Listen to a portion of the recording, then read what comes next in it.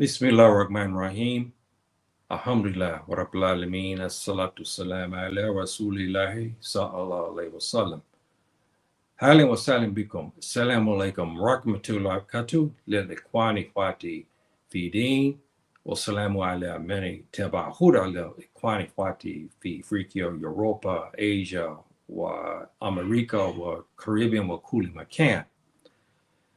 My dear brothers and sisters, how are you doing today? This is kind of a relatively short notice, but I wanted to talk about a serious subject about what's going on in the Sahel again. As usual, we have some situations where ethnic groups are getting on their stations and calling for the expulsion of the Fulani from the Sahel region and Nigeria in particular. Well, let me give my greetings to my Fulbe community as well. Anjarama Assalam wa Tali Bandaraga and Dude. My dear brothers and sisters, this is a very serious issue. And this one station, I've been following it because I always like to try to get the news as I can when they talk about our brothers, our African brothers, they're not Muslims, when they want to discuss, this is our Fulani statement who was talking about the Fulani people, but I'm trying to find, it looked like they have already moved it. I got to go in there and get it. There's a statement that I wanted you guys to go and check this station out. I don't even, I don't even see it here. Now that's very, very interesting. I don't see it. I had it here. I don't know what happened to it. There's a station that was talking about this today. Yeah, okay, no, this is it. Excuse me. I'm sorry. Yeah, I was sorry. Okay. Here, this here is in Nigeria, and this is one of the many stations where there's talking about the Fulani people. And here they're talking about an issue of expelling us. But I'm raising an issue with my brothers, okay? My Fulani brothers, everywhere where you may be. Is it time now that we look at the situation at hand and we start to look for our own area, maybe carve out the Sahel, the Savannah region, and call it our own. Because we don't get along with anybody, and nobody gets along with us. And this particular station that I'm showing you here again, basically the brother is Igbo, if I'm not mistaken. And his station here, he features a lot of stuff about the Fulani and against the Fulani, and you have to have your patience when you see things like this, because what they say, and then they have people, our African brothers and sisters who are non-Muslims, they get on and make comments about Fulani and Muslims when they should not make these kind of comments. They don't know what they're talking about. But I took issue about something about was said here, not with our esteemed brother here, Mr. Sani. I'm not talking about him. But there was one so-called professor, she's a sister, and she was claiming that the Fulani people have no land nowhere in West Africa, and they should not even be here, and they should not have any rights to any land. And I'm going to take issue with that, because the Fulani should understand something about this, and I'm going to give you information to arm you in regards to that. But what our esteemed brother here had to say about our Fulani youth is no different inside the United States. Inside the United States, the African Americans, we are gripping with the same problems. Inside the United States, we got young brothers and sisters too, who are gangbanging and doing things that they shouldn't be doing, robbing, slinging dope, so forth and so on. We all know the whole story what's going on in the United States. We have Fulani youth in the Sahel who are involved in a lot of different criminal activity, kidnapping, robbing, raping, pillaging, holding people for ransom, you name it. It goes all the way down the line, all this type of thing they're doing. And what has happened is, just like in the United States, They blame every African American is culpable of what some of our young brothers are doing. Here on the continent, the same thing. Our young, impressionable, and criminalized Fulani youth are doing things, and then they turn back around and accuse me, everyone else, of being involved in it.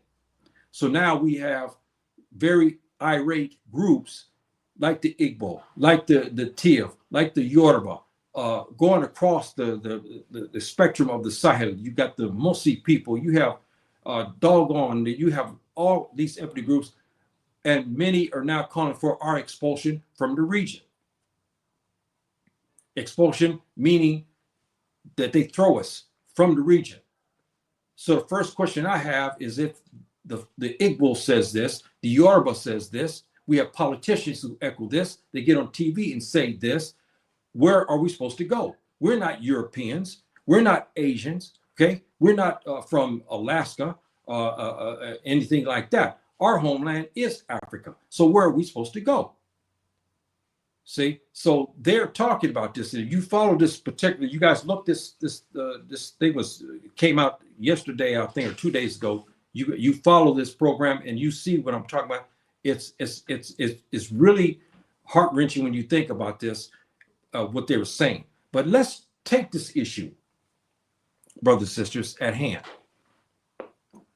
Now they talk about that in West Africa alone, we have no land rights. It's not even our land. We don't belong here. Well, let's go to this. The West Africans, us, did Subhanahu wa Ta'ala just drop a seed and we were germane to West Africa? No, we came from somewhere, didn't we?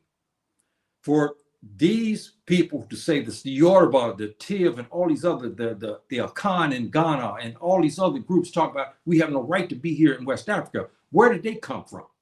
They came from the same place we came from. We came from Kemt, which we call Egypt in modern language. Okay, now the difference between the Fulani and all our other African brothers in West Africa is that the Hausa, the Tiv, Yoruba, Igbo, the Akan, we go all the way down the line, the Sanike, all Wolof, everybody went to the south and then went south to the southwest. The Fulani didn't. They stayed in the Sahara and they stayed in the north. We know about the issue. You heard me talk about Morocco many times. Why does Moroccans have Fulani heritage? Because Moroccans were there from the beginning, along with their Tuareg brothers. Why the similarity between the Tuareg and the Fulani? Because when we left from Egypt, we didn't go south at the beginning. We stayed across the Sahara because at that time it was lush and green. When it began to dry out, we still stayed there, but we stayed to the north. But then we began to go south. So we were the last of the immigrants to come to West Africa. All of the West Africans are immigrants because Subhanahu wa Ta'ala finally opened up West Africa as we know it today, and then the mass migration from Kemt occurred. See, so and we're going to touch on that, brothers and sisters. We're going to touch on that.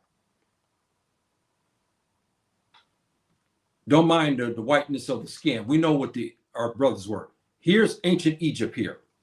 Let's see if we get something better than that. I don't like that. Okay, now all of us, the house of all of us, we have linguistic ties. Ba, Ka, the Hausa has Ka and Ba. The Fulani has Ka and Ba. The Sanike has Ka and Ba. All of these different linguistic terms is prevalent in our language because why? We are all in Kemt. In ancient times, we were all there. See, so when there's a call to remove the Fulani, the Fotofola from the Sahel, well, you should be removed too, because you became native to the land because you've been there for centuries now. The Fulani have been in West Africa, but mainly to the Sahel, to the Savannah region mainly, and they've been in the Sahara and in North Africa for centuries themselves.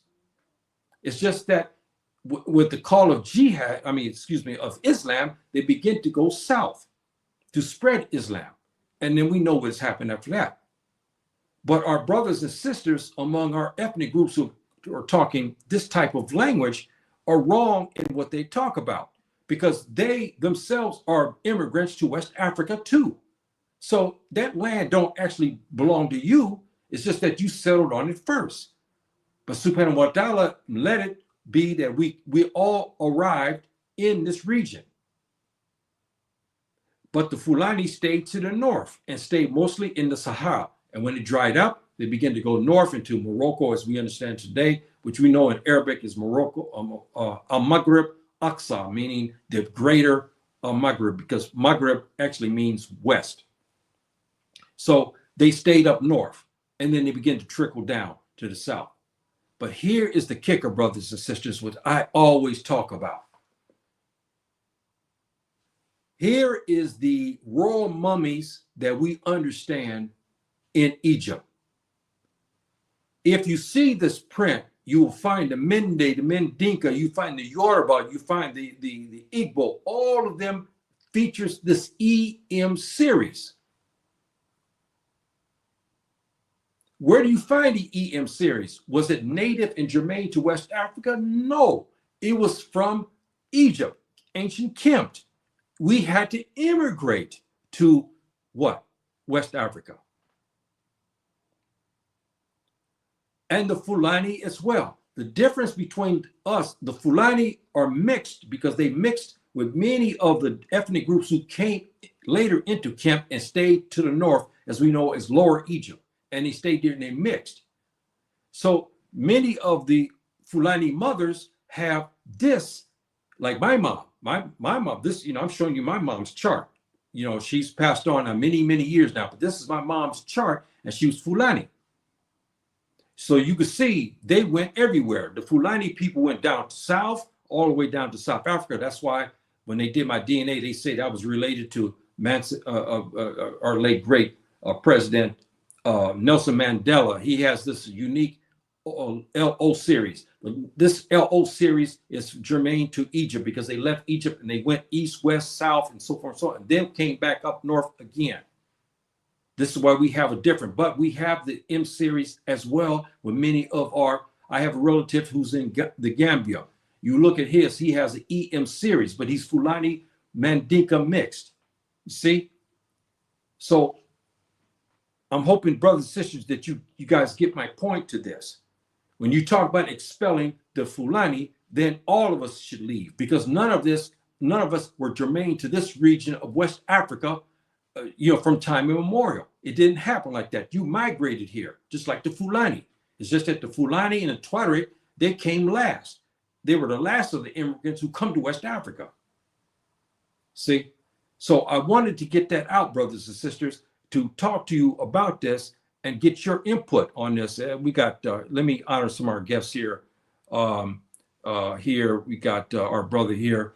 Thank you, my dear brother, for showing up today. I really appreciate your mother. Yes, see, this is again why we have this L series is Fulani, and it's a difference in the sense that because subhanahu wa ta'ala, because of the mixtures of people and some type of drift happened, the Fulani people developed a genotype that's quite different, but they're still Africans. This notion that we came out of Greece, this notion that we came from France, this notion that we came from Japan, this notion that we came from the Arabs is BS, okay? That's the best way I can say it. We are African people. We mixed, yes. The Fulani people mixed with a lot of different varieties of people at many different times of eras and generations past. But then when they began to stop the mixing, okay, they had a certain look that we still carry today. They had a certain look about them because of the centuries of mixtures. And then when that mixture, they finally stopped mixing, now you had a prototype African. They were now had some Greek blood in them. Some had some blood from other light-skinned interlopers who came into Egypt. Then they had the Nubian blood mixed with them. That's why they called the Sao people. And we carry the name, the Fulani people, Sao, today. So we mixed, and that's why we have but we're Africans. See, and the call to say that we are not African people, that we are something else, is not right. And we also have the linguistics to prove that we were there in Egypt, not as white people, but black people, because the Sahel people came from, which we know today is the Sudan region, and he went north. And at that time, they called them Sahel. There was no such thing as Fulani. That came later after the migration. And even they used this term, they say some Greeks have used this term to describe us. I don't know if there's some validity to that. I never heard any of our Fulani scholars even say that as well. But the term Fulani, Fola, Fulbe, Fotofola, all that came later. See, but the issue that we're not African people is not right, and we are. And when we start to look at the linguistics again, that's another thing. And our brother here said, yeah, here we go. Here, peace of yes. Thank you very much, my dear brother, for showing up. Today is a work day. I don't expect too many people to show up, and they can review this, at a later time. Now, I'm going to get to something here, brothers and sisters. Here, I had some questions here, and I'm going to put at the bottom here. Anybody who wants to contact me, there's my email address. And you have something to say or something like that, there's something that you want, please get a hold of me. At the bottom of the screen, you can see it there. Now, okay, why are we asking? Now, let's go back. Let me go back to the picture again to show you why I say this. This is going to upset a lot of people today, I know. But why are we calling for a sultanate? I've said this again last year. Because of the madness that's going on in West Africa, we have ethnic groups who are jealous of us and mad at us, and they say that we have no right to be in West Africa. I just cleared that up. The Igbo station that hosted this particular thing here, also, they are foreigners as well. They immigrated just like we did from ancient Kemet. They're no better and no different than we are. We're all brothers and sisters who came from that region. The difference is that the Igbo and the Yoruba, they didn't have this admixture with the Greeks and others. The Fulani did, because the Fulani stayed mostly in the grasslands in Kemet. I mean, you remember something, the grasslands is from the central to the north, as we understand it today, but we know it's Upper Egypt in ancient times. And what happened? The foreigners, the Persians and others, when they came, they settled in their region. Why? Because the region was lush. It had a lot of, not oasis, but a lot of grasslands and so forth and so on, and it could grow things. The Fulani used it because of cattle, and the Fulani began to mix with these individuals. This is why the Fulani has differences in culture, a little bit differences, because they develop a culture type that's different than others. See, but for them to call and say that we are all of us abandoned, that we should all be removed from the Sahel is not right. It's wrong, because you are a foreigner as well. You Igbo, my brothers, or you Hausa, you also. All of us immigrated from West Africa, and you settled. It's just that the Fulani again settled last in that region. See, so we have to get that part out and get it straight. But why are we asking for independent sultanate? Since we have all these problems, we can't seem to solve the problems between us and all of the other ethnic groups. And we have hatred and malfeasance on the Sahelian governments because of their failure to give us security. And when the ethnic groups in question hit us, hurt us, kill us, steal our cattle, and try to change us, we have no recourse. So our young guys, our young boys, see, feel lost. And I'm not justifying what they're doing. And then they go and they join in these groups. You heard me talk, we've talked about this many times. And many of them have actually even left Islam. They're not even Muslims anymore. But we have to look at the genesis. We have malfeasance on the part of the governments because they do not want to protect our way of life. And when our families are hit and massacred, they're not there to help us. So now we have, you heard me say this many times, you heard me talk about this many times. Now we have mujahideen groups and we have criminal element groups all over the Sahel. If they would have protected us, you heard me talk about this again 1,000 times. If they go back and look at the Messina, what a beautiful sultanate it was. Their governance was just off the charts. It was, subhanahu wa ta'ala really blessed our Fulani brothers and sisters there at that time. They gave them solutions that lasted for centuries. The solution between the farmer and the herders, both had rights, both had water rights, both had land rights. This union began to work. Even Kwame Nkrumah, the late great Pan-Africanist, the Ghana president, I think he was the first president, one of my favorites as well. He even used the Messina Accord, is what we call this, the Messina Accord, to settle the dispute between the Fulani herdsmen and the farmers. It was beautiful. I'll give you some excerpts because it's worth it, because our people, the Fulani people, I'm Fulani. I'm African, but I'm Muslim first. I have to give you this. I'm not going to talk for 5 minutes and then shut up and move on. I'm not going to do that, because I'm going to give you, as your elder, I'm going to give you the ins and out for you to ponder, because now most of you are younger than me. I want you to carry on our legacy, but you can't carry your legacy unless you know about your people in the past. And you heard me say this, and I'm not off topic with this. Yes, you see the way I dress? Somebody said to me the other day, I heard this comment, why don't I dress like the Tubab? I'm not a Tubab. I'm a Muslim.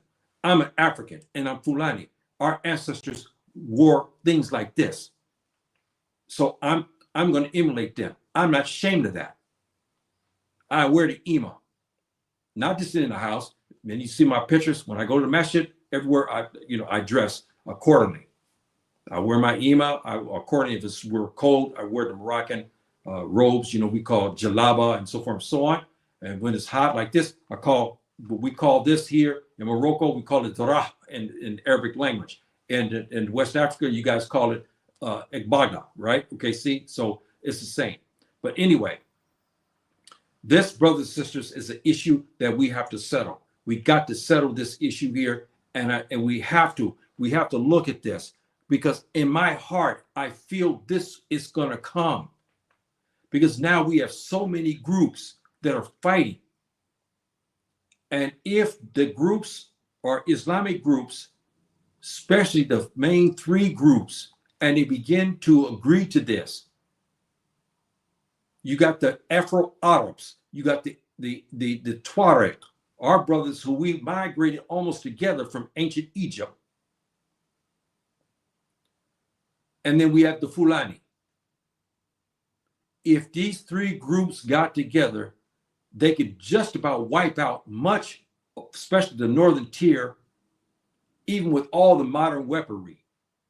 And they could carve out a big landmass. Because something has to be done, brothers and sisters. Because this here, if you look at this program here, this brother who sponsored this program here, this station here, let me get this so you can, I want you guys to go back to see this station here. Let me, if I can get that out off here. BV, many of you may know this in Nigeria, this station here, and you subscribe to it. It's hard listening. He has another program where they're talking about how the Igbo are now fighting the Fulani people. And then this sister gets on there. She started talking about we should be expelled. We have no rights here. And we're not actually African people. She basically called us a Tubab. And it's not right what she said. That's why I'm taking issue. I hope that these people, our brothers and sisters, see my program, because I want to set you straight. You came out of Egypt, ancient Kemp, just like we did. So what are you talking about? And before you get on YouTube and start talking crazy like this, you better look at your genotype, as we talked about before, brothers and sisters, right? As we talked about before. You think you're Jermaine? Well, why is it that your genotype is there in ancient Kempt? And this is it. You originated from there, just like I did, just like my forefathers originated out of there. See, this genotype tells you Igbo, tells you Yoruba and Tiv and Hausa and all the others that you came from the same region I did. My ancestors came from. See? And then you moved to West Africa first. We just stayed in the Sahel, in the Savannah region. So who has the right to any land? There's Africa. West Africa is big enough for all of us. So we're all immigrants. We're all immigrants to West Africa. And we have to get that straight. Let's see what our brothers and sisters here have to say here. We got our brother. I want to put this out one more time. Let our brother, this L series, my mother. If most of you have had opportunity to take this DNA, you'll find the Fulani mother. She most likely would have the L series. Our fathers, a lot of them would have the EM series because none of the Fulani people, there's no such thing today as a pure Fulani. Impossible. Impossible. Because over all the centuries, especially when Islam came, we began to travel. We saw a beautiful Hausa girl, we married her. We saw a beautiful Akan girl in Ghana, we married her. We saw beautiful sisters among the Tuareg, we married with her. We went across even further north, and we were there, and when the Arabs began to come, some were lighter skinned, we began to go there and mix with them. So there's no such thing as a pure Fulani anymore. It's over. When we were in that stage, we were called Sao. You heard my class talking about this. We were called Sao. And my dear cousin here, Walaikum Salam, my dear cousin, thank you very much for showing up today. I really appreciate that. Thank you very much. And our brother here is giving us a greeting here. Yes, thank you, brother, for that greeting. And our brother here can't pass comments to some destinations. Okay, I look like I'm having a little technical difficulties about comments, but that's okay. I'll get that ironed out, inshallah. But brothers and sisters, as we got to this part here, where we got the banners here. Okay, let me put that back down there. Now, why am I asking for that independent sultanate? What is your opinion to this, my brothers and sisters? If you want to comment, is it right to have this? Because we're not living in peace, basically, with others. We're not. And if you look at the history, especially of this region, we were controllers and we were the heartbeat of this region until the colonial period. And brothers and sisters, you heard me talk about this and this sorrowful video that I gave where it showed, okay, here we go. Let me hear.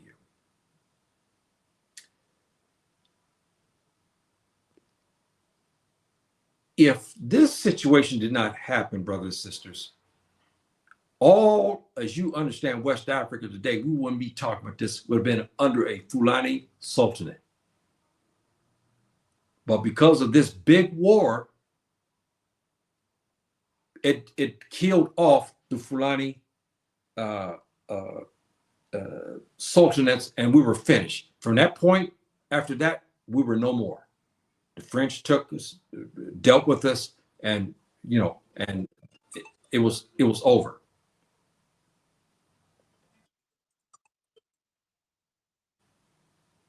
So now we look at this situation, and we have to say that perhaps we don't have a solution, and we don't have a solution to the problem of the Sahel.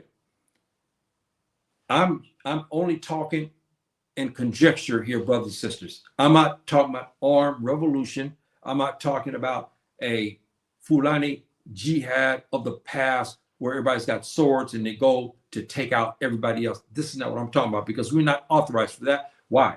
Because we do not have a Amir al-Mu'minin to give us a directive for this. We don't have that.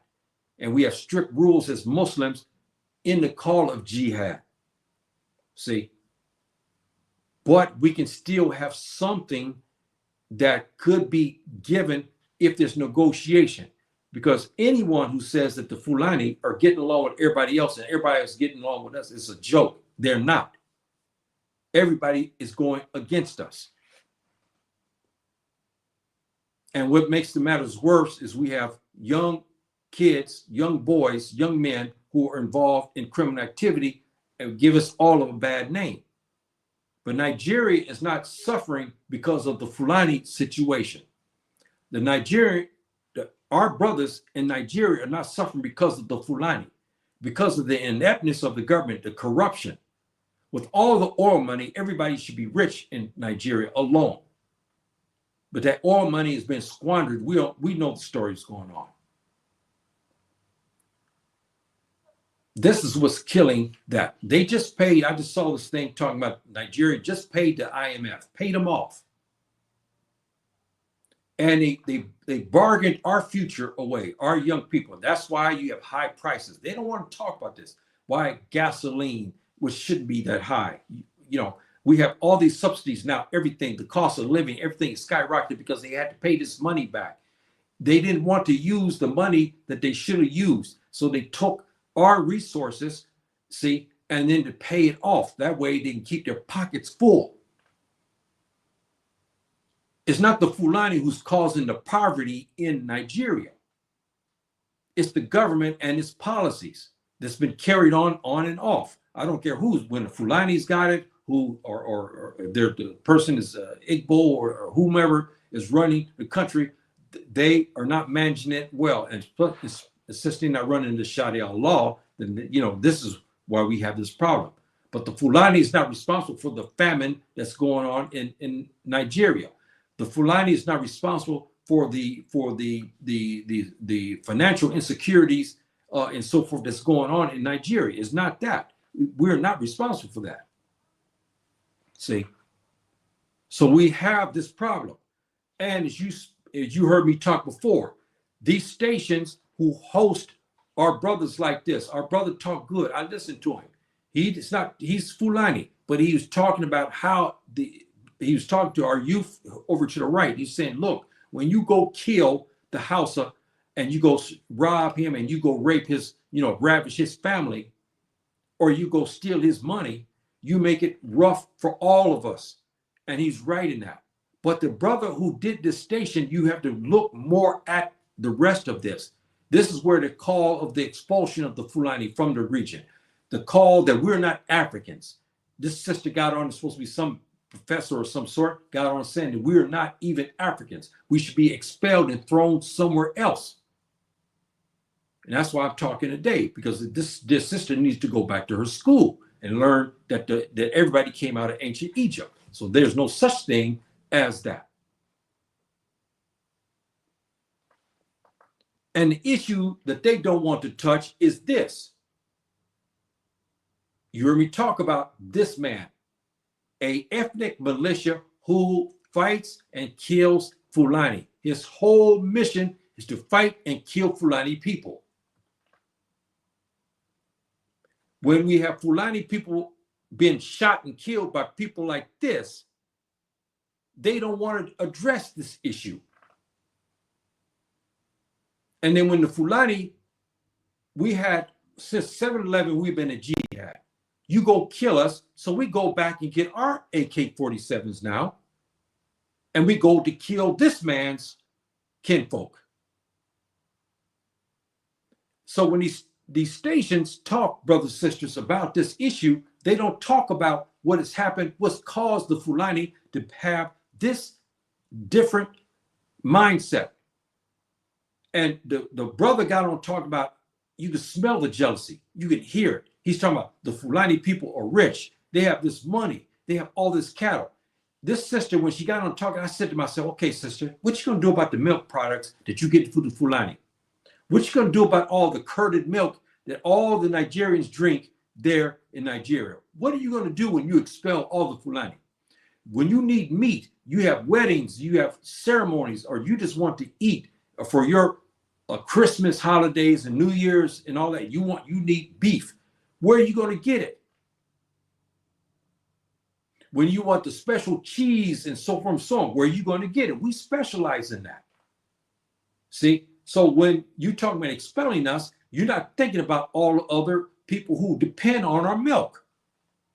Huh? How many?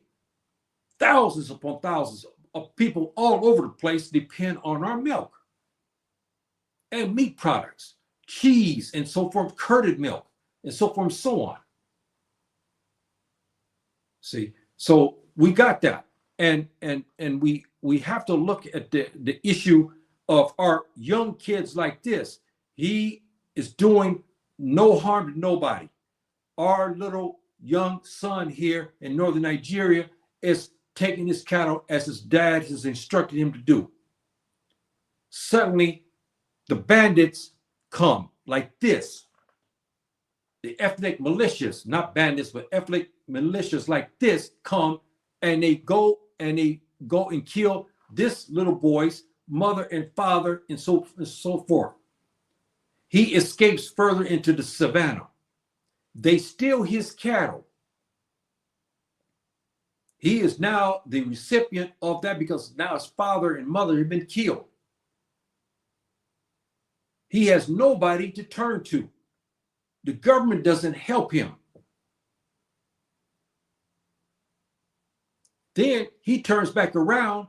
He finds other Fulani youth who are under the same situation. They in turn take up the AK-47 and they do things we know it's wrong. But this is the cause, what we're talking about, why we have this problem. This young kid who had his family slaughtered and all his livelihood taken from him should be compensated by the government. And those who are responsible for it should be found and executed for wanton murder and robbery, cattle wrestling and so forth, which is big all over the Sahel today. And whose cattle are they wrestling? The Fulani. This is why the story is not just one-sided. The Fulani are doing wrong and they're doing reprisals and they're killing, yes, and out of protection. But we look at this, our young son here. He was innocent. He was minding his cattle when the thugs, the militia, ethnic, like the Eastern, what do you call them? The Eastern, in Nigeria, the Eastern Network, I think it's Eastern, those kind of people. Now, they come, they slaughter our young son's family. See, brothers and sisters, this is what I'm talking about. Now, why are our Mujahideen groups are calling for this now? Because since the government, our governments and our security forces don't do anything to protect us, the Mujahideen groups now are saying we should have our own sultanates and go back to where it was. Our ancestors ruled. Now, many will say, no, that was in the past. Many of you don't understand what happened in that. Why a lot don't want to talk about this. If you understood the Fulani sultanates that occurred from 711 to the last of which was the Hapular, you understand why the Tubab doesn't want to see that again. Why the Hausa doesn't want to see that again. Because of the breadth of the expansion and the wealth of that nation. The Fulani are wealthy still to this day because Subhanahu wa Ta'ala blessed us with cattle and a way of life, and he gave some educational things to us. Who are the best educators basically running through Nigeria and through the Sahel? Mostly the Fulani. Who are the richest people in the Sahel and West Africa? The Fulani. Who are the most per capita of people, the richest with wealth and so forth, in banks, in land, in cattle? The Fulani. And this is why we have a lot of jealousy. See? And these jealous groups use the bandits and the kidnappers among our young sons as a vehicle to go after all of us. I try to travel somewhere to come there and say, oh, yeah, I know who you are, Sheikh. Yeah, are you? Yeah, you're Fulani, aren't you? I knew you were born in America, but you're Fulani, aren't you? Yeah. Well, I'm sorry.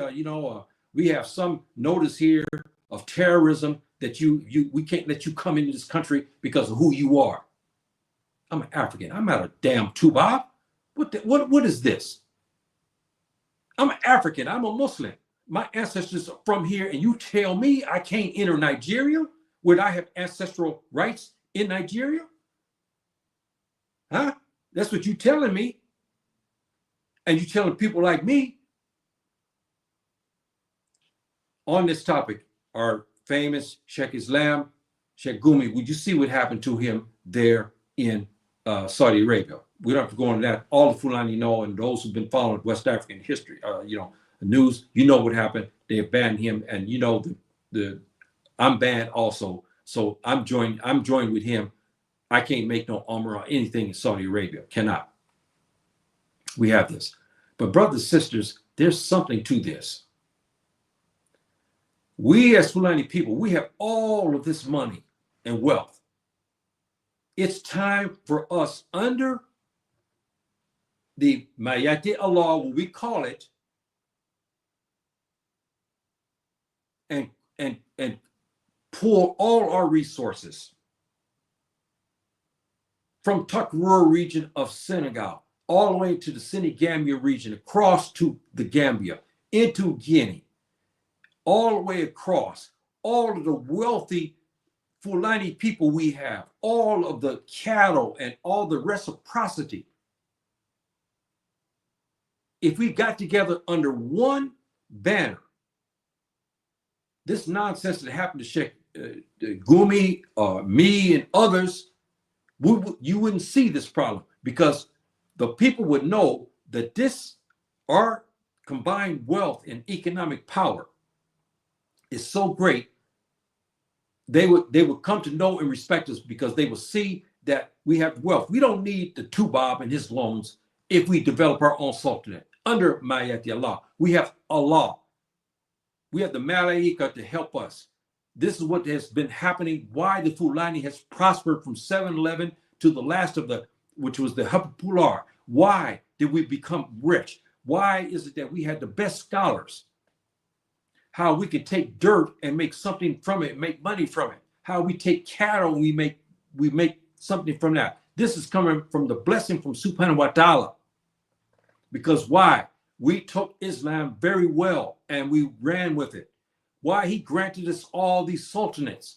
Why did he grant us the most learned people? Why did he grant us that we had the most wealthiest people? All of this, there's something behind this, brothers and sisters. See, so I'm hoping that you get what I'm talking about here, and you understand what I'm trying to get at. And they use the misadventures of our youth as a vehicle to cascade all the Fulani. Many ethnic groups are calling for our expulsion from the region, claiming Nigeria and the Sahel isn't our land. And again, as a scholar of Fulani history, that is absolute nonsense. I mean, nonsense.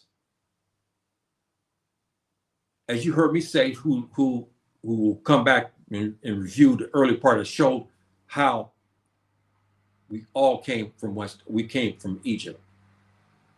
See, we didn't originate from Europe. We came from Egypt. As we know in Messer Neher as Kemt. And in Messer Neher, we were known as South. There was no such thing, and we are also known as the Ka people. That's why you notice many of our names, we have Ka in it, a lot. And you notice something else. We took the Sao and we kept it, but we used it a lot of times for our girls. Isato Sao. That came from ancient Egypt.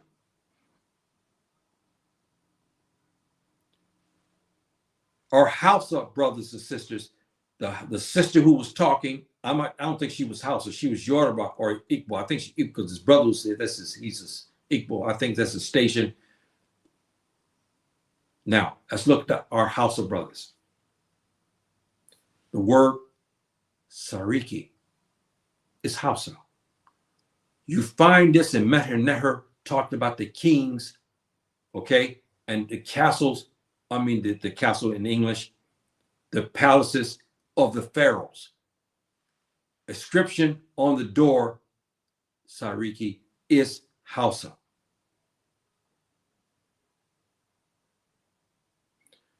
The Fulani people took the Ka name because we were heavily embedded in the religion of Ka, which was the first Tawheed. Islam was not the first. Islam is extension. The Subhanahu wa ta'ala said, now I'm going to bring back Tawheed again. He brought it back to us. And Ka is the religion, was the original religion of the people of Kempt, which they call Kemptiu, meaning the black people. The Sao people took this and the religion of it, and they began to call us the Ka. Because why? We began to name everything Ka. We took the names Ka. We had, if you look, if we had one famous in the 16th dynasty, his name was, he was the pharaoh, and his name was Ka. We took the last names, many Ka and Kara. Kara in the Neher, meaning the burial place of the soul. We took that name. Also from ancient Egypt, we took the name, which we call Bari, Bari, okay? Bari means king. It means the pharaoh. This is in Neher. Pharaoh came from Egypt, the Latin and so on, from the Greek. But the actual Neher is called Bahri or Fari. Bari is a famous name among the Fulani people today, right?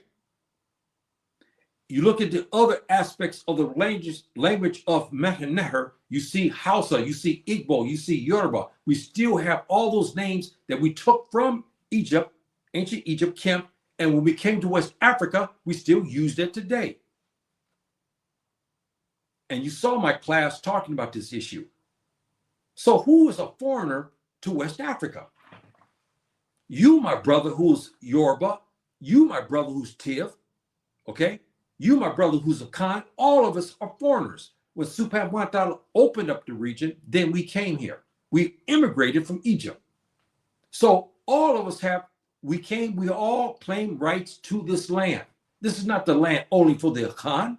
This is not the land only for the Mende or the Mendika or the Senike or the Wolof or the Bambara or the Apeli people.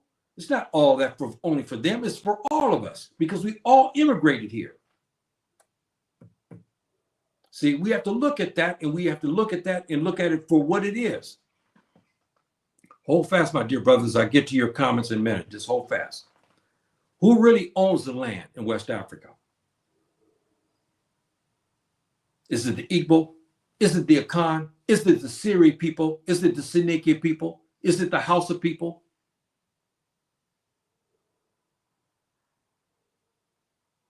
They all came, there's misspelling there, they all came from what beginnings? Where did they immigrate to? Immigrate from? I already answered that question for you.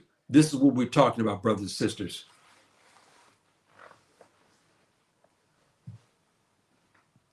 So let's see what we got here. We got here our brother. Okay, he's got that here. Thank you, my dear brother.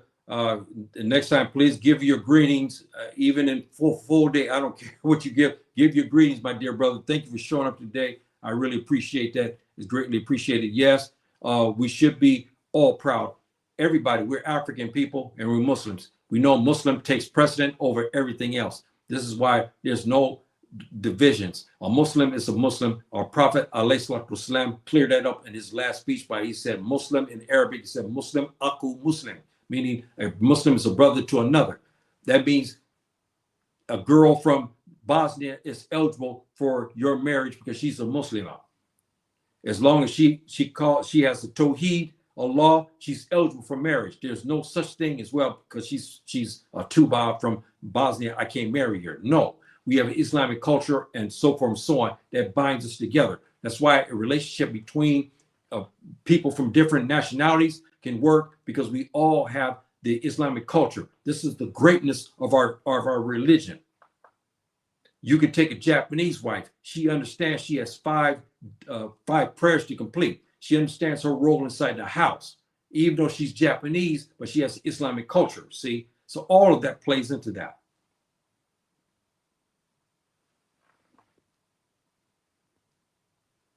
How is the Fulani ratio? But that is like everybody else. We have mixed with the Showa Arabs over the past. We mixed with them in Sudan, modern day Sudan. We have mixed with them a lot. This is why we have this situation that's there in Sudan today. You heard me talk about this in other classes, but they have mixed with the Showa, and they called the Fulani now are called they're called Fulani Arabs, okay? But they're called the Fuleta people. This is what they call our Fulani people there in Sudan. They have mixed with them. The Tuareg, over generations, the great sultanates, especially going up to the north into Al Maghrib, as we understand today, were the combination of Fulani and Tuareg. You can't get past that. Most Fulani people on the corridor, western corridor, you have some Amazigh and Tuareg blood. You can't get past that. You just cannot. And we mix with them a lot. That's why a lot of times you can't tell. We wear blue together. We have many similar. You see the inscriptions on the face. Our sisters, you can't tell the difference. That class I had talking about Andalus, I showed pictures of girls. I was asking people who is Fulani and who is Tuareg. We didn't know. Those who thought she was Tuareg found out she's Fulani. This girl over here looked like she's Tuareg. Actually, she was Fulani. See, so boy, you know what I mean? See, so we had that. Now the Kanuri also, we've had our situations. The Kanuri and Hausa and the Fulani left in jihad from Nigeria, as we understand today, into Sudan to fight.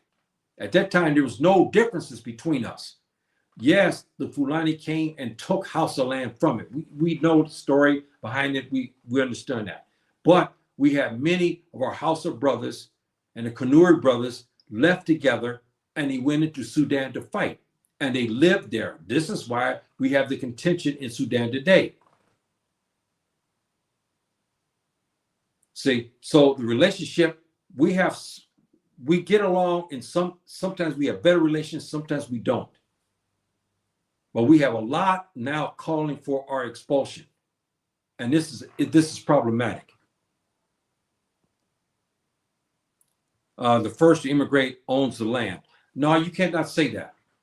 I can't, especially Africa, we can't say that, because Africa was a different situation. You can say that probably for Europe and in the sense and the Americas of the Indians. See, but this is something that, how can I say, this is a very difficult situation, because West Africa was not open. When the Sahara was opened, Subhanahu wa ta'ala blessed it was a forest, okay, with game, water, and Egypt, ancient Egypt, was going down the hill. Now all the foreigners, the Persians and the Tuba, actually took over Kemt. We left it. The black folks left it. Some of us moved further south. We had the Said people. That's what they call. Maybe I will talk about them one of these days. But then we start going to the east, and we became the Somali people. We became the Eritrean people, and so forth and so on. Then those went to west, became the Fulani, and so forth and so on. When West Africa opened, all the people began to go there. When West Africa was opened up, the Fulani and the Tuareg was still further north. But we know there was trade going on between. Because we have writings, we know, and we have a lot of intermingling going on. We know still and back many centuries before, they were still going to the Fulani to the north to get what? Milk and meat. And the Fulani would come to trade with their Hausa brothers and other ethnic groups south of them. And many settled in this region because of business opportunities. They had all this cattle. They raised their cattle in grasslands. They had a lot of water. And then our other ethnic non-Fulani were benefiting because now they can go and buy and barter for milk and meat products and cheese. Okay, stuff like that. See? So we all immigrated at different parts of the time. But I understand your part. But how can you exclude the Fulani people, who the Fulani people came in and out of this region? There was no contention about the land when they allowed the Fulani, when they came and migrated, they were part of the region. They had cattle and all that, and they used this as a mode of wealth and to spread this goodness to others. Milk, meat, cheese, curded milk. I mean, you go all the way down the line. They even used the manure of the cattle to fertilize the farmlands. So there's a lot of stuff that the Fulani just weren't interlopers who were just taking the land and doing nothing. There was a lot of barter going on. And they would even go to the cattle, to our herders, and say, look, I'm getting ready to plant a field here. I need some, dung from the cattle to help fertilize. And people would do this. Or Hausa brother, or Tiv brother, Yoruba brother, or Igbo brother would go further north, or they'll meet the Fulani who now settled in a region there, and they say, look, I'm getting ready to have a wedding. I need to have 2 cattle to slaughter to feed the guest. See, this is why this issue is very sensitive. Are there Fulanis in America? Oh, yes. Oh, boy. Oh, yes. Oh, yes. One of the biggest ethnic groups taken from West Africa, this is again, a issue, was the Fulani people. That's how my ancestors got to the Americas. When the Fulani sultanates were being broken up and there were fights going on, we had many ethnic groups took Fulani prisoners and sold us to the Tuba, who took us further south to the coastal land. You know the story, to the dungeons, and they took the Fulani, they took Hausa, they took many different people and sent them to the Americas. Now we have African Americans are now starting to understand they're here, they're doing DNA just like me. Because you heard my story told many times. I looked at my mom's side. I said, I used to laugh. I look at them. I said, man, I don't know why my mom looked the way she looked and why my grandmother and all my aunties and even some of my cousins, I said, you guys have different looks. You guys different. Now I understand why. When I took the DNA, now I understood what happened. See? A lot of, yes, in New York. Yes, I heard that. And also in Alabama as well.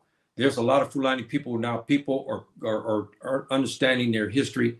I mean, they're getting their DNA, they're understanding, and now many are starting to adopt it, and they're proud to be Fulani. They say, hey, I'm Fulani American. I love to hear that because it was a big issue.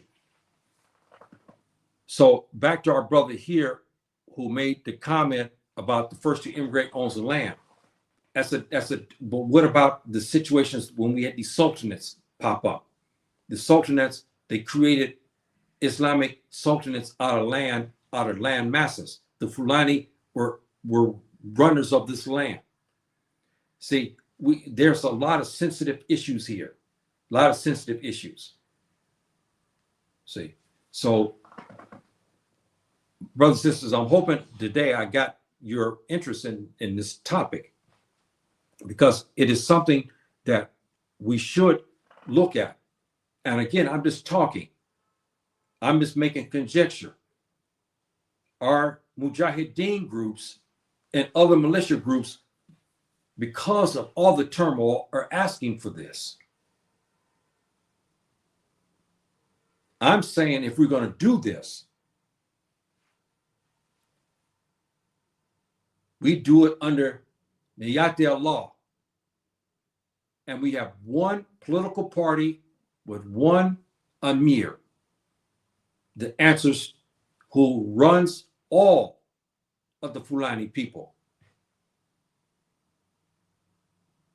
We have an Ashura Council of Fulani businessmen and so forth and so on, or scholars and whatnot, and educators across the West African coastal region to the Sahel and to the Savannah regions.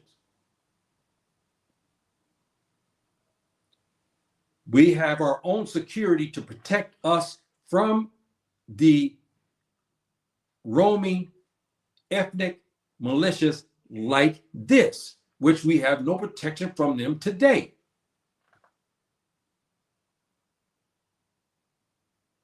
And we know that the Messina, who is going back across West Africa, okay, in jihad, back and forth across West Africa, when Fulani are massacred in masses, the Messina leaves Mali and goes through the east. They've even been in Nigeria. They've been in Niger and Burkina Faso. You heard what happened in Burkina Faso. They killed 200 soldiers in revenge of what they did to the Fulani brothers in this one town and their families. When the ethnic militias like this slaughter, see, our young sons like this, and they don't kill them because they escape, but they kill their mother and father and they take their cattle.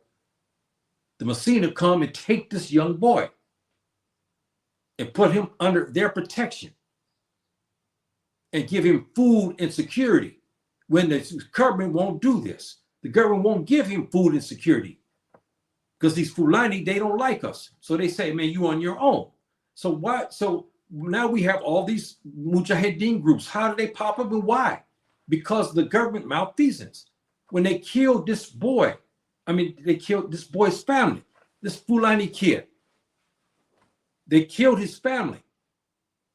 Nobody compensates this young boy. Nobody. Nobody goes and compensates for him. So the Messina comes in. They leave. They have the representatives all through the Sahel. They go to this young boy, say, we heard what happened. Who did it? The young boy says, these guys are Tivs. They are over here. I've seen these men before. They're over here. Messina goes over there, okay, with AK-47s and with machetes, and they go kill those Tivs who killed this young Fulani boy's family and took his cattle.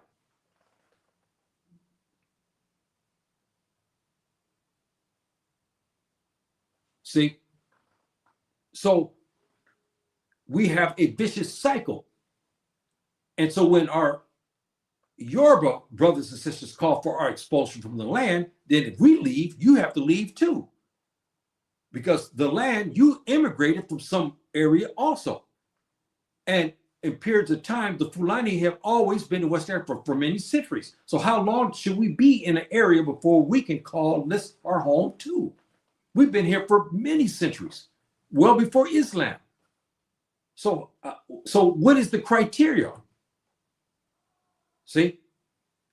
And you have to understand, when did the Yoruba, when did the Hausa, when did the Tiv, the Chomba people, the Kompeli people, the Akan, and all other ethnic groups, when did they leave Egypt? When was the exact time to come to West Africa? No, we don't have a clear answer to that. We are not sure when the Hausa took this region. We know the Hausa were in this region for a long period of time, but where were they getting their stuff from? They traded with Tuareg, and there was not a block there. There was no wall there saying, hey, man, you guys are this. No, there was trade, and they were mixing. A man is a man. We all know that. I don't have to get sexual about that. We know that. A man, I don't care if he's Hausa. Hausa marries Fulani women all the time. We have Fulani men see beautiful Hausa girls, they marry them. That's been going on. A man is a man. He sees a beautiful girl. He's not thinking, oh, you know what? No, man, no, I can't want her because she's Hausa. No, they ain't thinking like that. You know the deal. You know what time it is on that. That's why there's always mixing.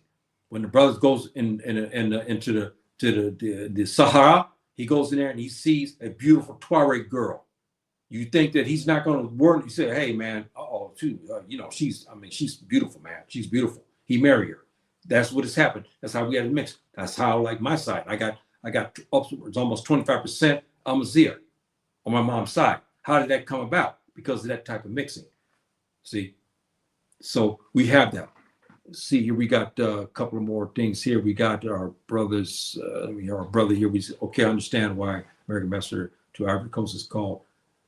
Yes. Thank you. Thank you for this information. Thank you, my dear brother. Yes. The Ba, the Ka are prevalent indicators of ancient Egypt. The Ba is resting into the heavens.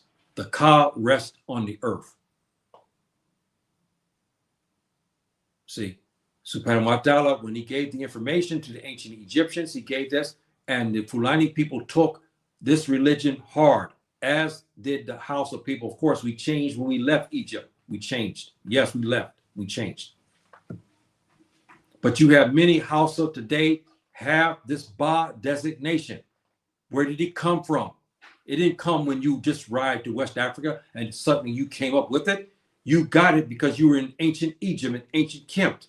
The Ba has to do with the religious factor, meaning the unification of the soul in the heavens. Ba. Ka means that when you first die, the soul rests on the earth.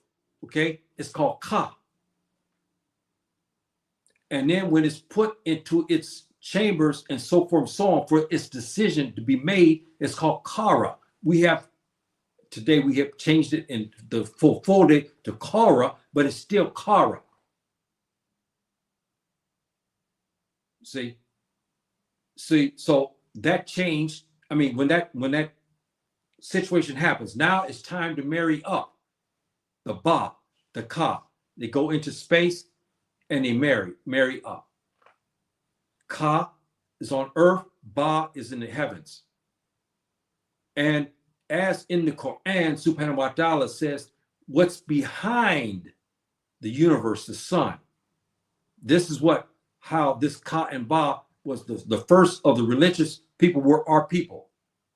See, so now you understand how this Ba came about. Ba also has to do with people as well. We use the term in ancient times. And in the Meta Neher, we also use the term Ba to describe a people and where they're at. And also we use the word Ka. Give you an example of that. My great ancestor is called Shabaka. Shabaka. Ba, there's that word again. Ba, there's that word again. Ka. They used the term calling Nubia at one time. They call it Kasha. Kasha. Ba was used when you described the people coming from any region. They would use the word Ba. These people also were Ba South. Okay, or whatever. This I don't want to get deeper into that. I don't want to bore you guys with that. But this is about how we gave names and how West Africans today still carry this linguistic in their names. Not everybody, but they have that. There's other instances also to this, brothers and sisters. I'm going to try to see if I can pull up some of this. Okay, we talked about the great Exodus. I want to show some of that because I want to get this. I want to get this part out. The great Exodus that happened went to these regions of Africa. See, so they went many different regions. We know they did. We know they went to many different areas. So, and we have all these linguistics things. Here we go again. We talk about, you see today, the Hausa people, they have a lot of Ba.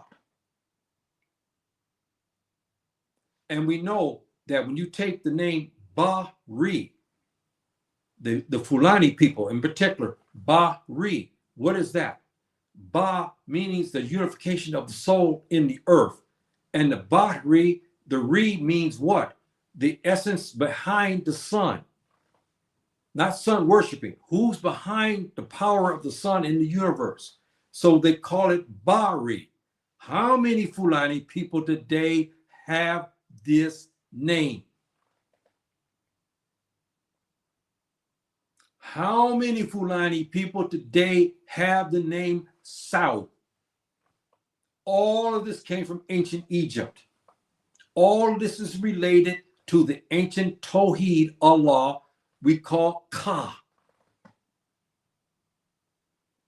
And the Hausa people took Ba as their main designation.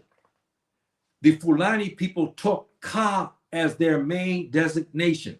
That's how we have the differences between our cousins, our Hausa brothers and sisters who took Ba and put it in the prefix of the name or in the suffix of the name.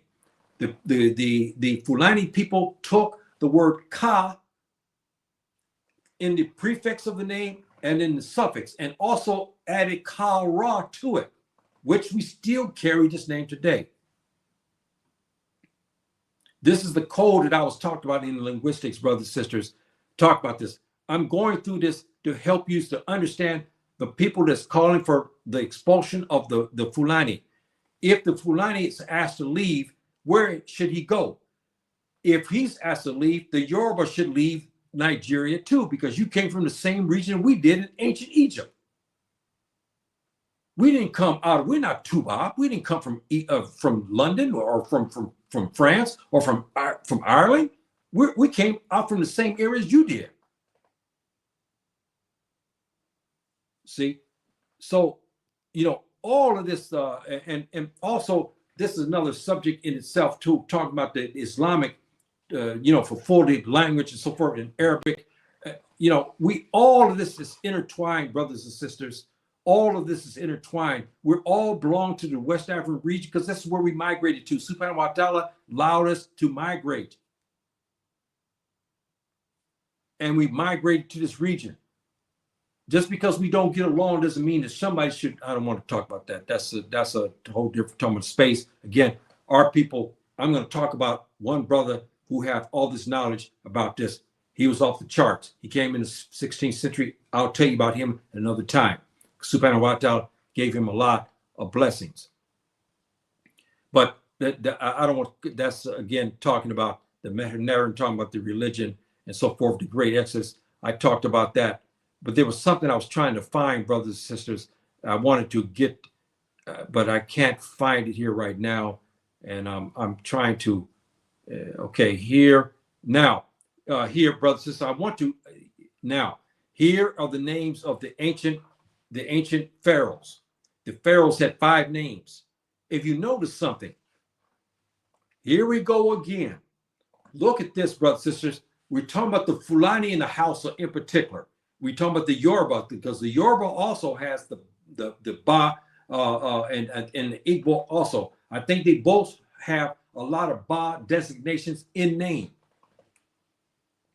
The ancient pharaohs all came from the southern region. You see number 5 here, Sultan Ba. Huh? Sultan Ba. How many Hausa, as our brother talked about, have this name Ba? And the golden name was Ka.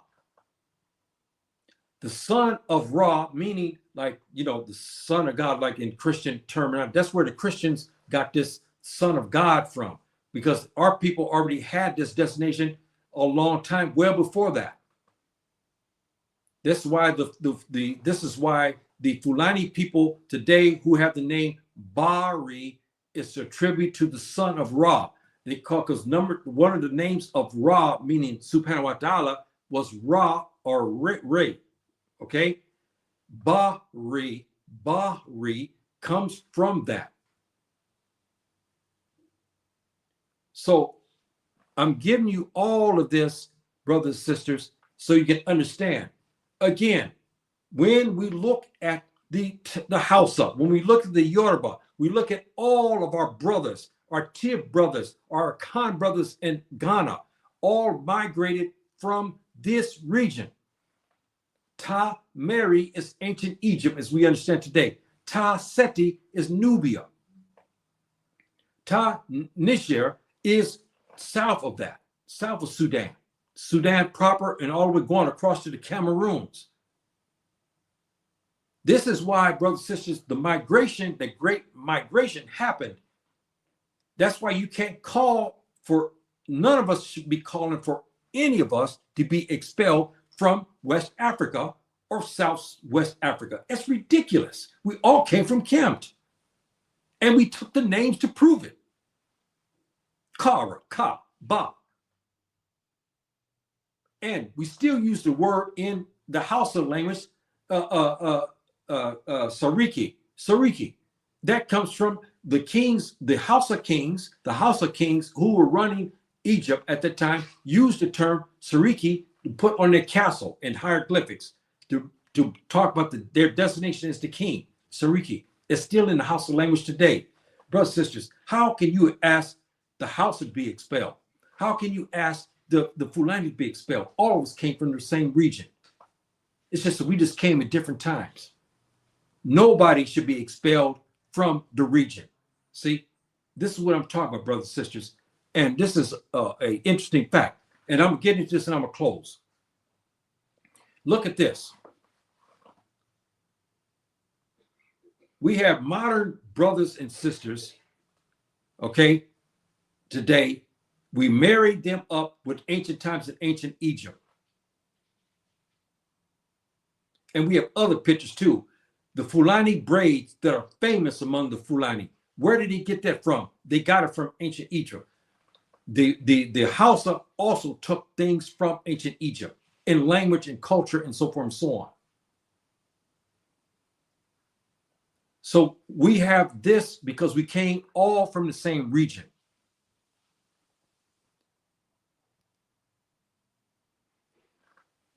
The ancient Egyptians called this region all out. They called it the Holy Land because Subhanahu wa Ta'ala, when he opened it up for the Hausa. He opened up, there was no such thing as Hausa. There was no such thing as Yoruba. There was no such thing as Tiv.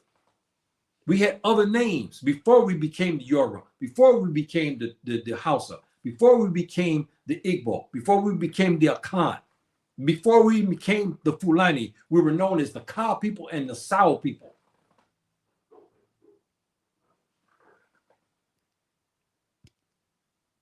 And we got here our brother here. Let me see if we get him here. It's funny that I went onto my cousin's wedding in Tampa. There was a guy I met with the last name Yes, and we talked. Yes, yes. See, yes. This again. That Sao is the name that when we left from Kasha or Taseti, which is Nubia, we had this designation of the South. And when we went into northern part into Egypt, we still had the South. Then when the language, the religion of Ka came, we took Ka hard and everything that we grasped as Fulani people. And Hausa too, the Hausa took the Ba designation, meaning the heavens, okay, the soul that rested in the heavens.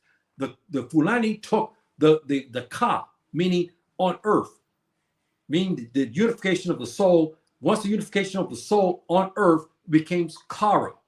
When you first die, you put in the soul die. The soul now exits the body. It's called Ka.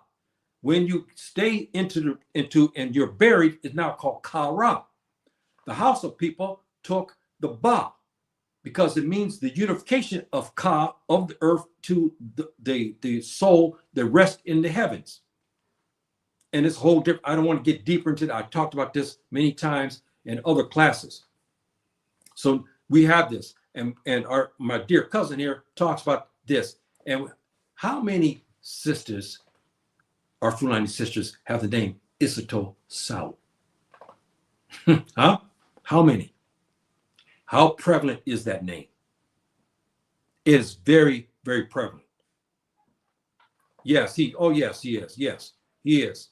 Yes, he's Fulani, no doubt about that. But again, none of us are pure Fulani. I don't even know what that is anymore, because if you do DNA, you'll find other ethnic groups in our bloodline. We know that.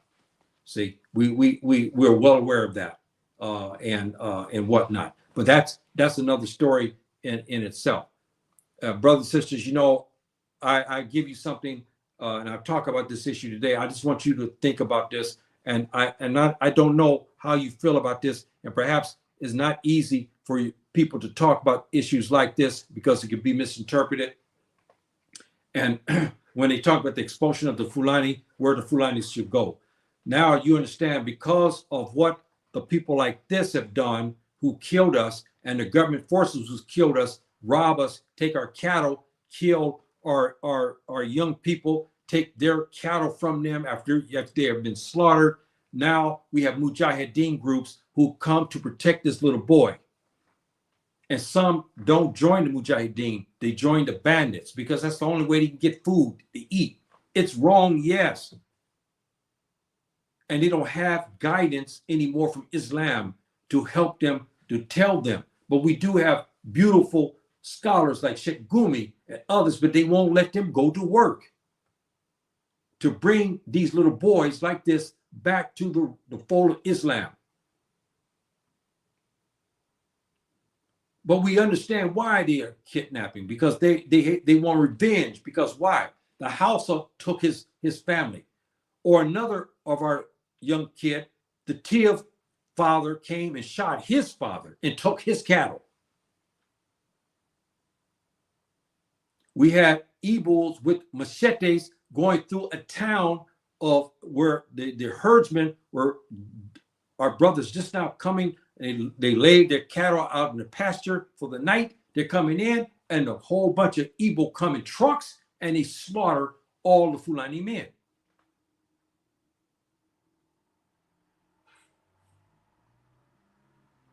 Then our young son, like this, takes up the AK-47, becomes a bandit. He begins to rob and steal and kill Hausa, Igbo, and Tiv in retaliation.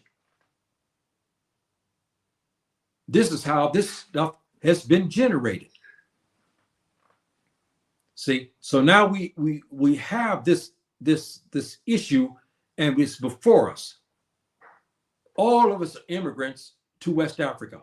All of us, West Africa is our home. The Fulani has been here for thousands of years, okay? Just like the Hausa and the Yoruba. So how can you ask for us to leave? Where are we supposed to go? We're not Tuba. You can't ask that we're supposed to be somewhere, go to Europe or something. We're not Tuba. We're Africans. And because the cause of expulsion, why the Fulani Mujahideen groups are sick of it. They're tired of it. They say, okay, you want to fight, you want to kill my family? Okay, I want to fight in jihad now, new jihad, and open up a sultanate for the full of people. All of this is because of the malfeasance of the governments of the Sahel. If they would have done their job, solved the problems between the farmer and the herders, we have examples that they didn't do it from the Messina and other sultanates. They had even Kwame Nkrumah of Ghana, when he was president, he took the Messina Accord and he used that to solve the problem between the herders and the farmers. He had, do you know, let me say this. I have to talk about this. I'm sorry, brothers and sisters. Kwame Nkrumah took he's not a Muslim, but he's still his advisors. This is when we had good African leaders. His advisors told him, he said, look, we know that the Fulani, they had great sultanates. One in particular was called the Messina. They had what they call the Messina Accord. It was an accord between the farmers and the herders. Kwame Nkrumah talked about how he read this, he implemented a plan. He opened up a corridor that the Fulani can use to water and graze their crops. If the cattle strayed accidentally into the land and ate some of the crops, that farmer had the right to confiscate that and slaughter the meat. But he had to compensate for that.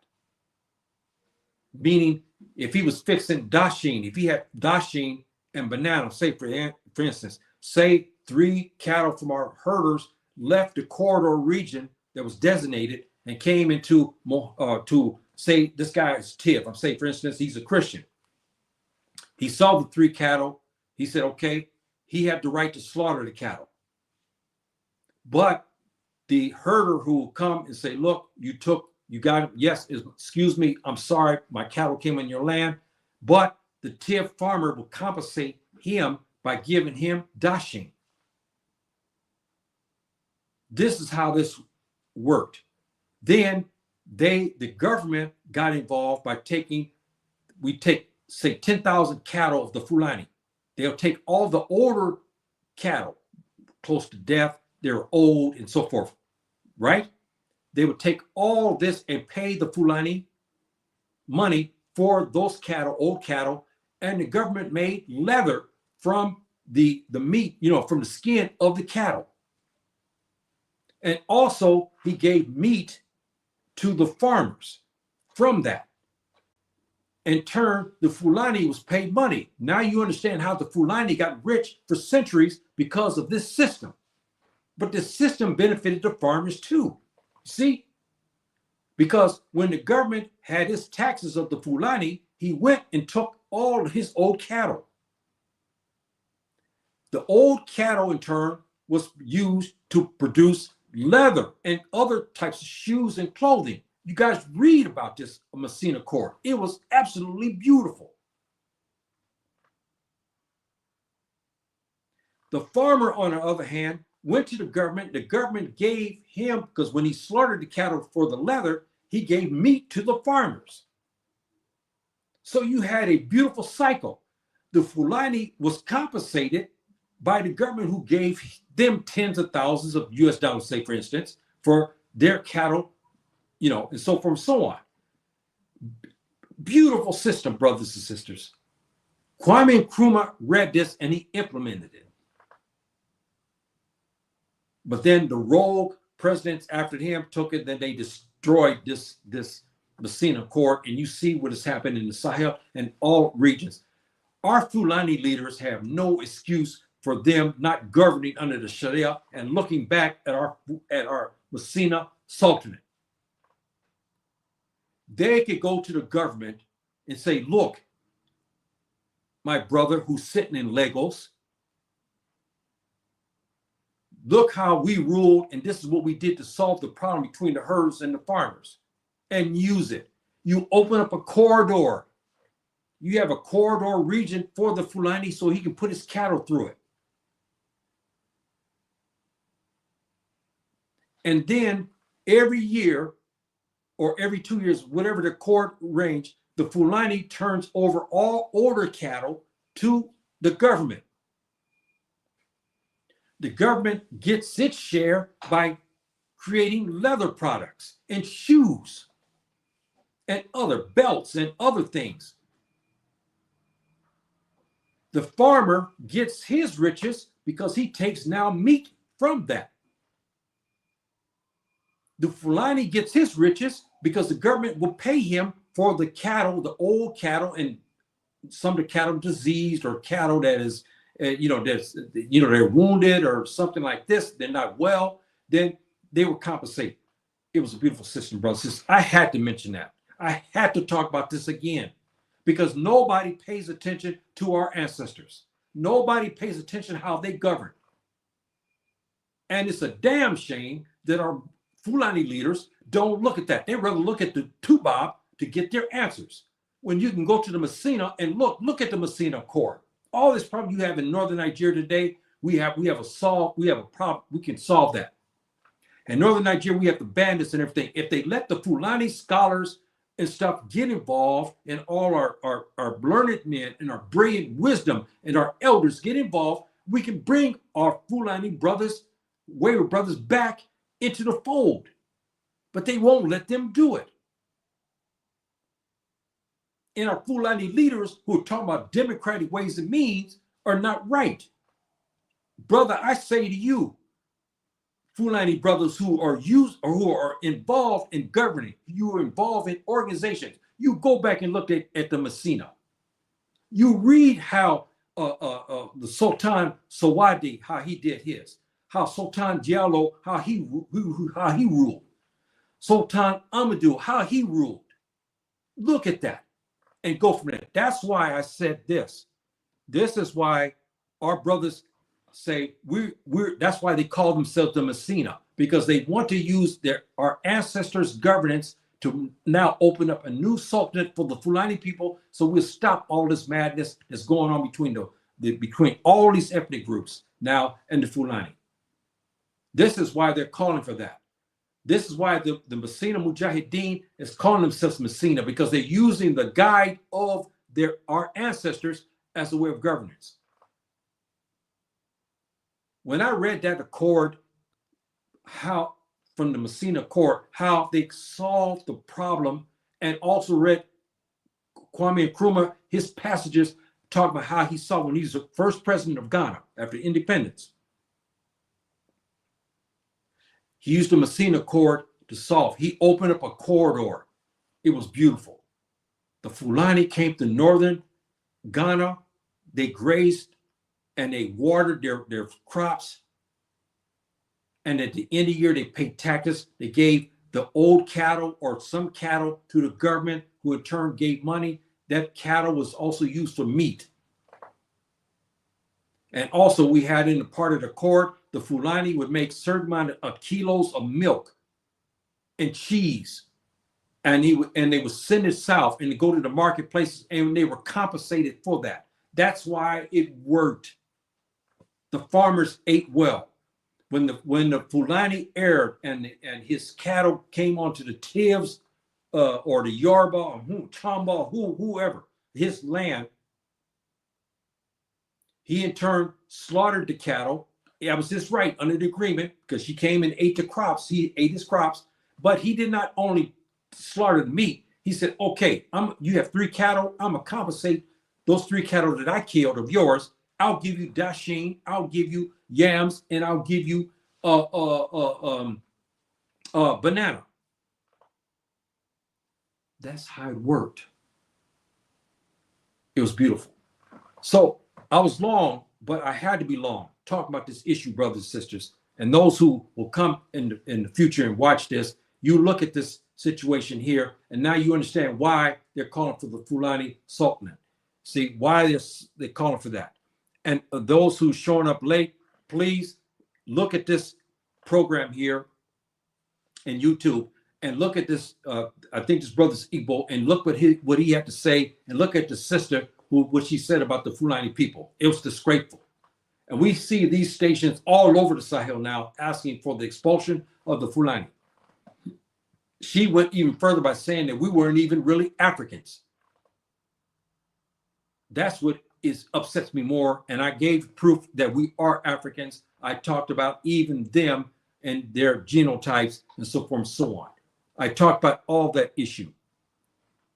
And if they don't solve this issue here, these ethnic groups and their militias like the Eastern Network and so forth in northern Nigeria and so forth like that, see, we're gonna have some major problems, and we already have that. See, and we have Fulani scholars, and we have brothers who some have been harmed as well and have joined the Messina. I'm not going to go say right or wrong, whatever, because again, I'm not in that situation. I don't know what I would do if they took my livelihood and they ravished my wife, killed her, beheaded her. I talked about that many times. I don't know what I would do, but I know this: we have Fulani educated men who are now calling for a separate entity, a separate state for the Fulani. And we have some of our most brilliant Fulani who have joined Mujahideen groups, not in the open, but behind the scenes, advising them Islamically about the Quran and the Sunnah, about what they're doing. because the government is not doing anything to solve this region. They think by taking the sword up against, look, the Fulani has been in jihad since 7/11. You're not going to kill us off. It's too many. Now you got mujahideen groups all over the place. You're not going to kill us off. It's best to get us to the table. We're all Africans. See? And I'm going to tell you, as I said before, you Hausa, you Yoruba, you Juju, you Obia, you Orissa, and all these other groups, if these two sultanates would have got together, they would have kicked your butts. And all of West Africa we know today would have been under the sultanate because nobody was in power enough. But our Juju brothers called in the French and helped the French to come in, and also the British to come into the region. That's another story all in itself, because they want to fight against the Muslims. They couldn't conquer the Muslims themselves, so they brought in the Tubab, who in turn enslaved them and captured Fulani people as well. If these two would have got together, it'd been lights out. West Africa, as we know today, would have been a Fulani sultanate, because they had the manpower. They had over 200,000 people they could have fielded, and they could have wiped out all of West Africa, because they already, a large portion of West Africa going towards the coastal region was now starting to come under one of the sultanates, either under the Messina or under the Tukulor, or that's a bad word. I hate to use that word for our brothers, Hapapular, who are Fulani as well. We wouldn't be having this discussion today about all the stuff about the TIV and all that, and what the Hausa are doing. We wouldn't have this discussion because they've been under our rule. See, let's say it for what it is. But because they had their war and they canceled each other out, the Fulani lost all of it.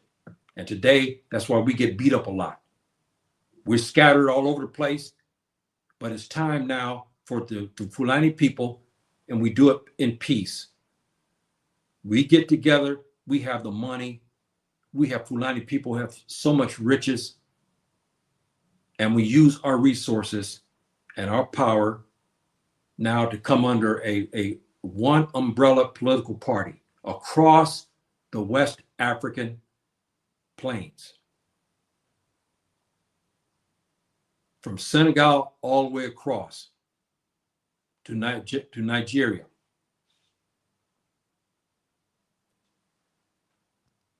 You call it Mayati Allah. We have one emir, we have many Ashur council from all regions who answers to this emir, and we operate from that. We negotiate with the governments, we in peace. And if they start to see how we handle business in time, perhaps, I never saw this, I don't know if it happened, it could come to fruition, and the Fulani could be back in power again, even though we're a minority group, but we ran the show for so many centuries with even the small numbers. But now we have to talk about, because we have too many Fulani groups, political parties, some asking for Tubab governance and all kind of crazy stuff. We need to have one where we're under the Sharia law. We have an Amir, and we have a sure council of scholars, educators, and so forth and so on. And we use our wealth to offer protection. When we have a Fulani crisis and situation where this little boy here, he now is orphaned. His parents are killed, maybe even had most of his cattle, his father's cattle, taken. The Mayati Allah would come in and compensate our young boy here and bring him under the wing of some Fulani family, so that way he would not go to the bandits and other criminal groups. This would be under Mayati Allah.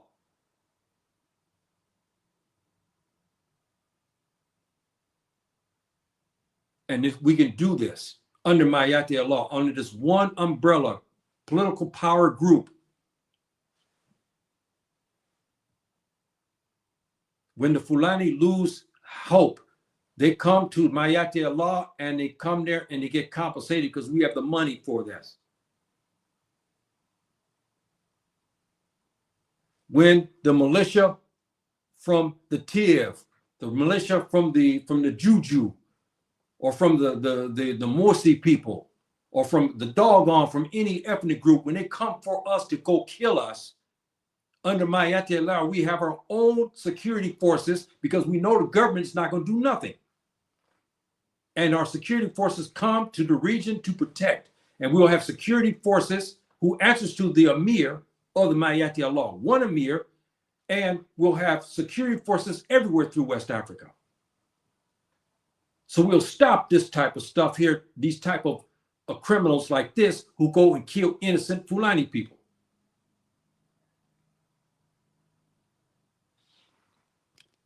Our scholars then go to work by making sure Mayati Allah stays within the Sharia Allah.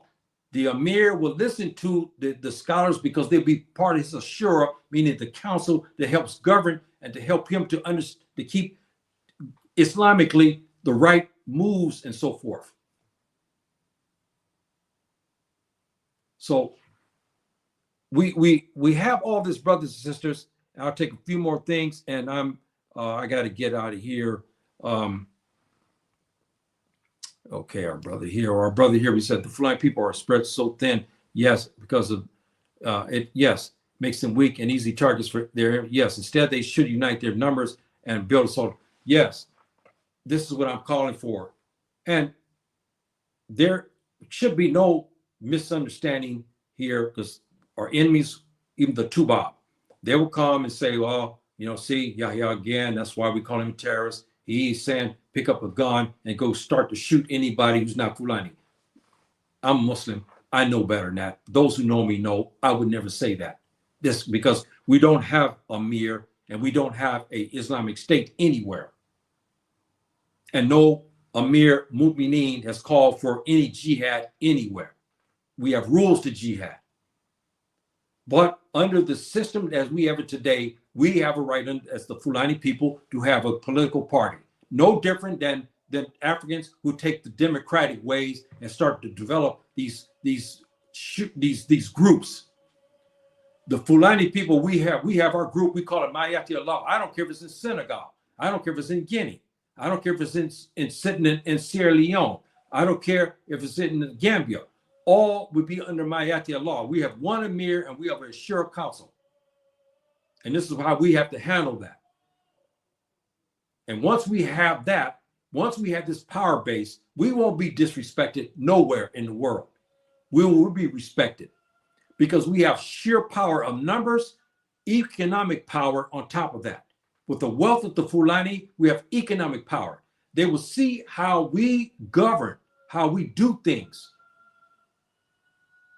And it'll rub off. Then the fledgling states, West African states, may ask the Fulani under Mayati law to come take over the government the way, why? That way it's the best governance to help to enrich our lands. I can see that. I can see that. So we're not talking about taking anything by the sword. We're talking about a survival of people because we're being slaughtered and we have no recourses nowhere. Nobody's helping us.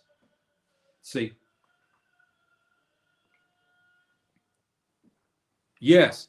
It's the estimate. I don't know the figures like this, but since you looked it up, yes, between 40 million.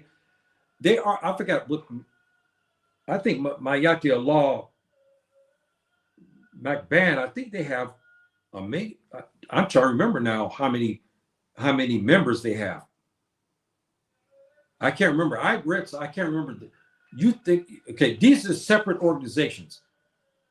If all these organizations got together, we met somewhere. Say we go to Kaduna. Scholars, Islam, educators, financiers, businessmen, herders, farmers, Fotafula, Fotatoro Fulani, and all that. Bring them to a conference. At this point, we then decide who is going to operate the affairs from all the Fulani people across. We can do it. We'll nominate one Amir. We don't know if he's going to be from Guinea, he's going to be from Senegal, he's going to be from Nigeria, or he's going to be from Niger or Burkina Faso. We don't know. They vote Islamically. And we put him in charge. He'll be responsible for all the Fulani affair all across West Africa. See? And then we use our riches and so forth to empower our people. And I think it'd be something that we should look at, not by the sword, but by sheer actions, by showing how when the governments, all these corruption, start to see Mayati Allah, they see all this money. They see that we're under the Islamic banner and they see the piety in it. They see very little fraud. The things that involve in fraud and corruption, we take care of it under Mayati Allah. We take care of it Islamically. When these non-Fulani start to see how we run this Mayate Allah as we ran it under the Messina, as we ran it under Hapular, as we run it under the other famous sultanates in the past, they may say, you know what, let's let the Fulanis do what they did in the past. We'll let them run our governments. And I'm going to tell you something, brothers. If that happens, and we run it under Sharia law, West Africa will be the hub, perhaps, of the world. In that the richest and Subhanahu wa ta'ala will bless us with his permission. So this is what I say to you today, my dear brothers and sisters. And I don't know if you agree with me or not. You see my email down there. You guys put what you feel that you need. You want to talk to me about something, but I'm giving you something that from your elder, I'm looking at it from wisdom. I'm looking at all the turmoil. I'm looking at what is the solution. The solution is not what we have right now. Too many Fulani are being killed. Even other Fulani, some of these bandits and miscreants are killing even other Fulani. There's other reports of these bandits and these kidnappers even attacking the masjids. We got to put a stop to that. But if we had, again, this, there'll be no more bandits because we'll take care of the bandits. We will have no more kidnappers. They won't be kidnapping no Hausa family anymore. They won't be kidnapping any Akan family. They will not be kidnapping any Dogon family. They will not be kidnapping and ravishing anybody from the Tiv or from the Chamba people, from the Kampele people, or any other ethnic groups. Because under Mayati Allah, we would take care of that. There'll be no criminal groups under Mayati Allah. There'll be no such thing as the AQ or the IS. There won't be any, they're not included in us. Any Fulani who wants to go to the AQ and wants to be part of the IS, then they go with them. But they cannot be under Mayati Allah. They cannot. So these are my recommendations. These are my thoughts, brothers and sisters. And of course, our enemy is going to mistake this, and they'll come up but they'll listen to the tape and they'll see, because they're so angry, they'll want anything they want to use, especially the Tuba.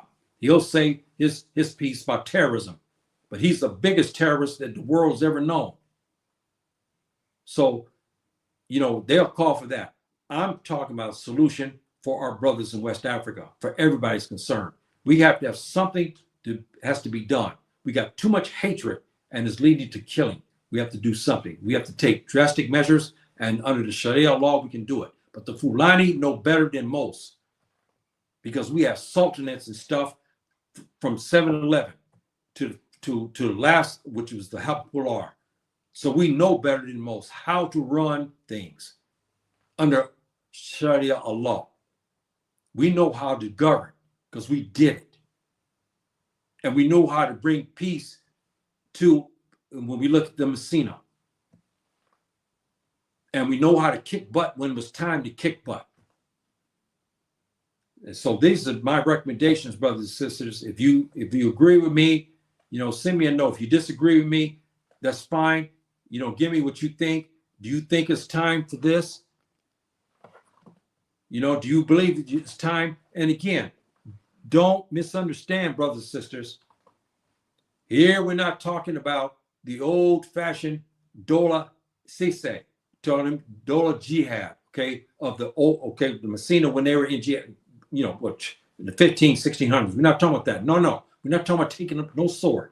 No. We cannot. We're not authorized. We're not authorized for that. They got political parties, the National Democratic this, or the Federal Federation of so-and-so, so-and-so. They have all these parties. Why can't the Fulani have one across all West Africa called Mayati Allah? What's wrong with it? There's nothing wrong with it. If everybody else can have political parties, why can't the Fulani have ours? We take it from our from our language and our ancestral brothers. If you want, we call it the Messina.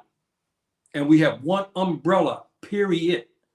If the brother is sitting in Nigeria, if he's sitting in Senegal, he answers to the Emir of the Messina or the Emir of Mayati Allah. He answers to him. He in turn helps to govern the affairs of the herders. He helps to quell and to stop the banditry and the kidnapping.